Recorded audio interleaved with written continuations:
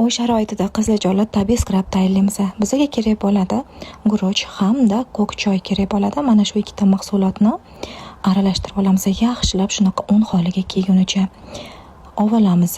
O'zingizga qulay shunaqa idishchaga sovalasizlar. Ko'rdinglarmi qanaqa un holatida bo'ladi bu?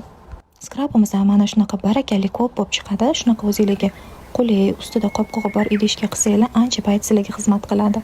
Tayyor bo'lgan massani bir qoshiqda solamiz qizlar. Ketidan E vitamini solamiz. Kimga yuzi yog'li bo'lsa solmaysizlar.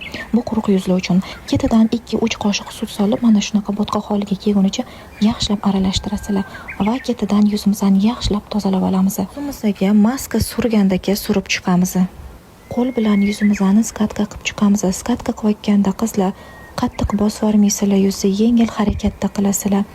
Skatkamiz qattiq holatda bo'ladi. Ozgina qo'limizni ho'llab, namlab qo'yarsak, yuzimizda yengil yuradi. Bu skatka qizlarjo'lar yuz terisini chuqur tozalaydi, poralarni tozalaydi, yuzni oqartiradi, yuzda qon aylanishini yaxshilaydi. Skatkadan keyin yuzimizni yumshoq salfetkada artib olamiz va ketidan tinchlantiruvchi krem suramiz. Men Bepanthen surdim.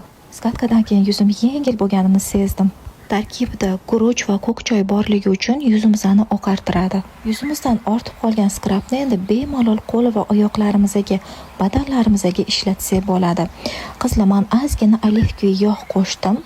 Ozgina suv, o'zingizlarni ishlatadigan gelinglar bo'lsa badan uchun shuni ham qo'shib yuborsanglar yana ham yaxshi bo'ladi. Buni doimo skrab sotib oladigan do'stingizga yuborib qo'ying.